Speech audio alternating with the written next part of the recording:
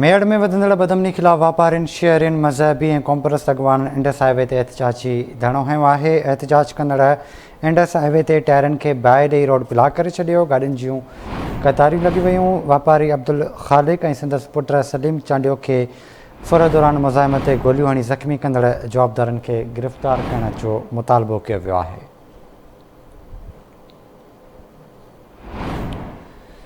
मेड़ में वधंदड़ बदमनी खिलाफ वापारियुनि शहरियुनि मज़हबी ऐं कॉमर्स अॻवाननि इंडस हाईवे ते एहतजाजी धरणो हंयो आहे।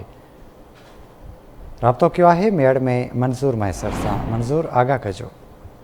जी मां तव्हांखे ॿुधाईंदुसि अलाद ॿ ॾींहं अॻु वापारी अब्दुल ख़ालिक चांडियो ऐं संदसि पुटु सलीम चांडियो खे फुरदौरान मज़ाहमत हथियारबंदनि पारां गोलियूं हणण मेड़ में वधंदड़ बदमनी खिलाफ़ शहरियुनि वापारियुनि ऐं सियासी समाजी तंज़ीमुनि पारां इंडस हाईवे ते अटक बाईपास ते धरणो हंयो वियो, जेको मुसलसिल 7 कलाक जारी हो। वापारियुनि सियासी समाजी अॻवाननि पारां इंडस हाईवे ते शामियाना हणी धरणो जारी रखियो ऐं बदमनी खिलाफ़ सख़्तु नारेबाज़ी कंदा रहिया, जॾहिं त 7 कलाकनि खां पोइ SSP दादू नोटिस वठंदे 3 DSP ॿिनि DSP हिकु SHO से मुकतमिल कमेटी जोड़ी, जेका DSP मेड़ अब्दुल वहीद लाड़क, DSP केनशाह ऐं SHO केनशाह ते मुश्तमिल, जिन में धरणे वारे हंधि पहुची वापारियुनि ऐं शहरियुनि सां ॻाल्हियूं करे 10 ॾींहंनि जी मोहलत वरिती ऐं खेनि यकीन ॾियारियो त 10 ॾींहंनि अंदरि जवाबदार गिरफ़्तार कया वेंदा ऐं मेड़ में बदमनी ते ज़ाब्तो आंदो वेंदो। अहिड़ी यकीन ॾियारी खां पोइ वापारियुनि 7 कलाकनि खां पोइ इंडस हाईवे बंदि खोले छॾियो आहे, जॾहिं त 7 कलाकनि खां इंडस हाईवे बंदि हुजण करे मुसाफ़िरनि खे सख़्तु परेशानी। ठीकु आहे मंज़ूर, वॾी महिरबानी अव्हां जी तफ़सील खां आगाह करण लाइ।